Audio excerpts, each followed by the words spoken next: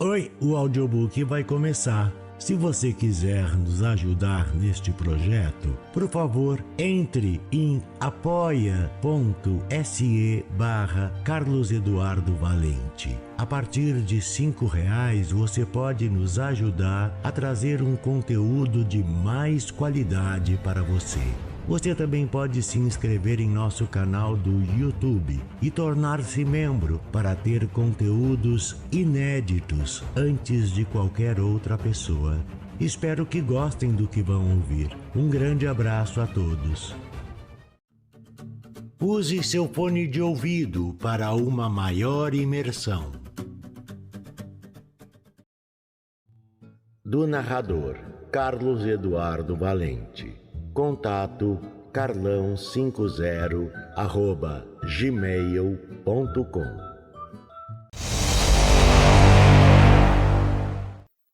Sem nome, de Carlos Ruiz Zafón.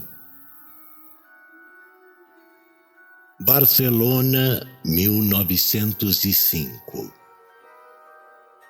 Anos depois me disseram que a viram pela última vez enveredando por aquela avenida sombria que vai até a porta do cemitério do leste. Já estava entardecendo e um vento gelado do norte arrastava uma abóbada de nuvens vermelhas sobre a cidade. Ela estava sozinha, tremendo de frio e deixando um rastro de passos incertos no manto de neve que havia começado a cair no meio da tarde. Quando chegou ao umbral do Campo Santo, a garota parou por um instante para recuperar o fôlego. Um bosque de anjos e cruzes se insinuava através dos muros. Um fedor de flores mortas, cal e enxofre lambeu seu rosto, convidando-a para entrar. Ela já ia seguir em frente quando uma pontada de dor se esgueirou entre as suas vísceras como um ferro em brasa. Levou as mãos à barriga e respirou fundo, resistindo à náusea. Por um instante interminável, só existiam para ela a agonia e o medo de não poder dar mais um passo, de desabar em frente ao portão do cemitério e de ser encontrada lá ao amanhecer, abraçada àquelas grades de lanças como uma figura de fel e de geada, com o filho que estava em seu ventre, definitivamente preso num sarcófago de gelo. Teria sido tão fácil para ela desistir ali mesmo, deitada na neve, e fechar os olhos para sempre. Mas sentia aquele alento de vida pulsar em suas vísceras, um alento que não queria se apagar, que a mantinha em pé, e entendeu que não se entregaria nem à dor nem ao frio. Conseguiu juntar forças que não tinha e se levantou. Laçadas de dor apertavam seu ventre, mas ela as ignorou e apressou o passo. Não parou até deixar para trás o labirinto de sepulturas e estátuas emboloradas. Só então, quando levantou a vista, sentiu um sopro de esperança ao avistar, recortando-se nas trevas do crepúsculo, a grande porta de ferro forjado que levava à velha fábrica de livros. Mais à frente, o Pueblo Nuevo se espalhava na direção de um horizonte de cinzas e sombras.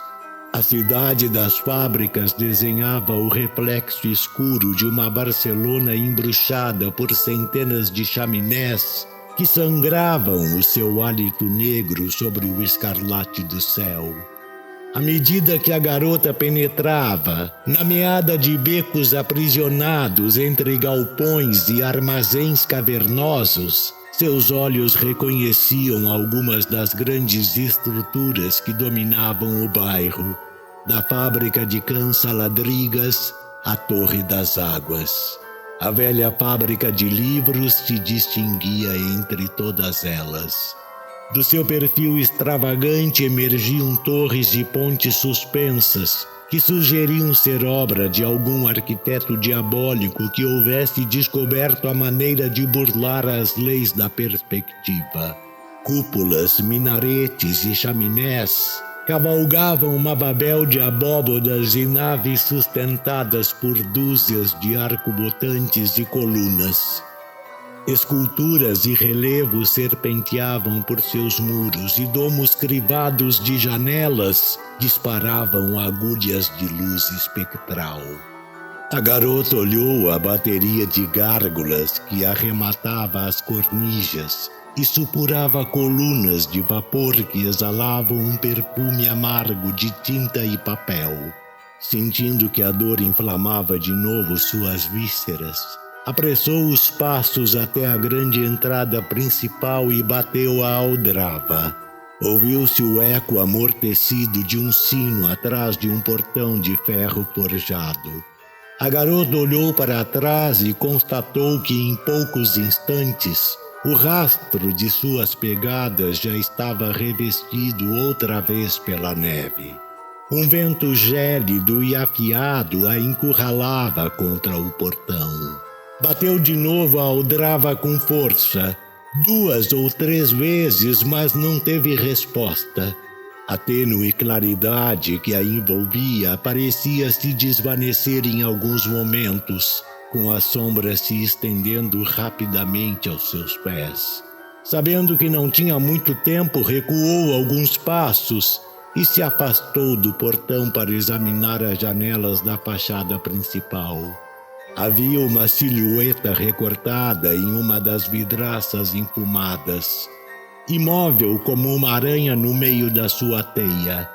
A garota não conseguiu ver o rosto nem reconhecer nada além do traçado de um corpo feminino, mas soube que estava sendo observada. Balançou os braços e soltou a voz pedindo ajuda. A silhueta permaneceu imóvel, até que, de repente, a luz que a perfilava se apagou. A janela ficou totalmente escura, mas a garota pôde ver que os 2 olhos que a observavam fixamente continuavam naquela sombra, imóveis, brilhando no crepúsculo. Pela primeira vez, o medo a fez esquecer o frio e a dor. Bateu a aldrava pela 3ª vez. E quando entendeu que dessa forma também não teria resposta, começou a golpear a porta com os punhos e a gritar.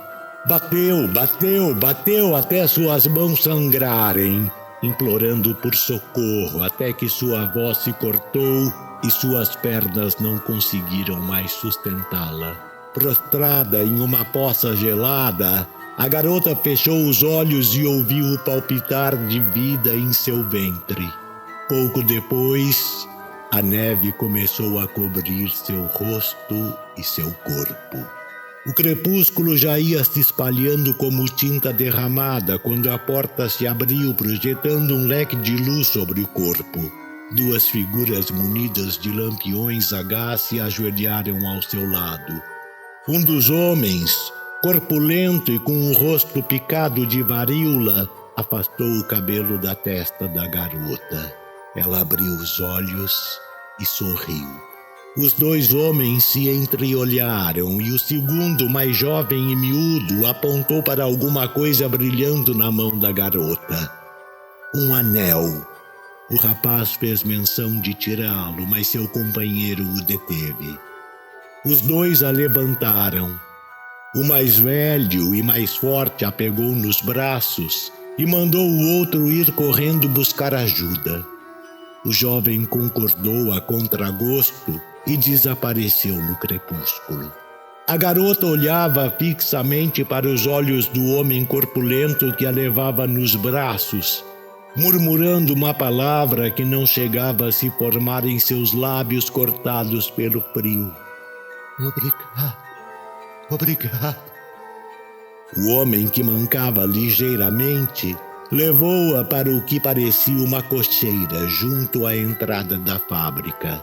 Lá dentro, a garota escutou outras vozes e sentiu que vários braços a levantavam e a estendiam em uma mesa de madeira em frente ao fogo. Pouco a pouco, o calor das chamas fundiu as lágrimas de gelo que perlavam o seu cabelo e o seu rosto.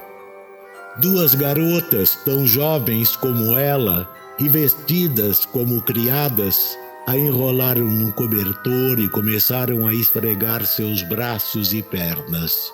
Mãos com cheiro de especiarias levaram uma taça de vinho quente aos seus lábios. O líquido morno escorreu por suas entranhas como um bálsamo. Deitada em cima da mesa, a garota vasculhou o lugar com os olhos e entendeu que se encontrava numa cozinha. Uma das criadas ajeitou sua cabeça e a garota largou-a para trás sobre uns panos. Assim estendida, via o aposento invertido. As panelas, as frigideiras e os utensílios suspensos, desafiando a gravidade. Foi assim que a viu entrar. O rosto pálido e sereno da dama de branco se aproximou lentamente, vindo da porta, como se estivesse andando no teto. As criadas se afastaram para ela passar, e o homem corpulento, abaixando os olhos com uma ponta de medo, retirou-se rapidamente. A garota ouviu os passos e as vozes mais distantes e entendeu que estava a sós com a dama de branco. Viu que a outra se inclinava sobre ela e sentiu seu hálito quente e doce. Não tenha medo. Não tenha medo, murmurou a dama. Seus olhos cinzentos a estudavam em silêncio, enquanto roçava sua bochecha com o dorso da mão, a pele mais suave que a garota já havia conhecido. Esta pensou que a dama tinha a presença e o porte de um anjo torto, caído do céu entre as teias do esquecimento. Buscou a proteção do seu olhar. A dama sorriu e acariciou seu rosto com uma doçura infinita. Ficaram assim quase meia hora, quase em silêncio, até que se ouviu um vozerio no pátio e as criadas voltaram na companhia do homem mais jovem e de um cavalheiro com um casacão grosso trazendo na mão uma grande maleta preta. O médico se aproximou dela e tomou o pulso. Seus olhos a observavam com inquietação. Apalpou a barriga e suspirou. A garota não entendia bem as ordens que o doutor dava aos criados que haviam se aglomerado em volta do fogo. Foi só neste momento que ela teve forças para perguntar, recuperando a voz, se o seu filho ia nascer saudável. O médico, que a julgar por sua fisionomia já dava por mortos os dois, limitou-se a trocar olhares com a dama de branco. Davi, murmurou a garota, vai se chamar Davi. A dama assentiu e beijou-a na testa. Agora você tem que ser forte, sussurrou-lhe ao ouvido, apertando a sua mão com firmeza. Anos mais tarde, eu soube que aquela garota de apenas 17 anos tinha ficado ali em silêncio absoluto, sem articular um só gemido, de olhos abertos e com lágrimas escorrendo pelas bochechas, enquanto o doutor abria o seu ventre com um bisturi e trazia ao mundo o menino que só iria se lembrar dela por intermédio das palavras de estranhos. Infinitas vezes me perguntei se chegou a ver como a dama de branco lhe dava as costas e, enquanto ela estendia os braços e implorava que a deixassem ver seu filho, pegava o bebê e o acalentava no colo de seda branca. Frequentemente me perguntei se aquela garota chegou a ouvir o choro do filho se afastando nos braços de outra mulher quando a deixaram sozinha naquela sala, onde ficou deitada em uma poça do próprio sangue, até que voltaram para envolver num sudário o seu corpo que ainda tremia. E me perguntei se ela sentiu quando uma das criadas, lutando com um anel na sua mão esquerda, rasgou a pele para roubá-lo enquanto seu corpo era arrastado de volta para a noite e os 2 homens que a haviam resgatado a colocavam numa carroça. Também me perguntei tantas e tantas e tantas vezes se ela ainda estava respirando quando os cavalos pararam e os 2 homens ergueram o sudário para jogá-lo na vala que arrastava as águas servidas de 100 fábricas na direção da tundra de barracos e casebres de bambu e papelão que cobriam a praia de Bogatel. Quis acreditar que, no último momento, quando as águas fétidas a cuspiram no mar e o sudário que a envolvia se abriu na correnteza para entregar seu corpo às trevas sem fundo, ela soube que o menino que dera à luz viveria e se lembraria dela para sempre. Nunca soube o seu nome. Nunca soube. Aquela garota era minha mãe.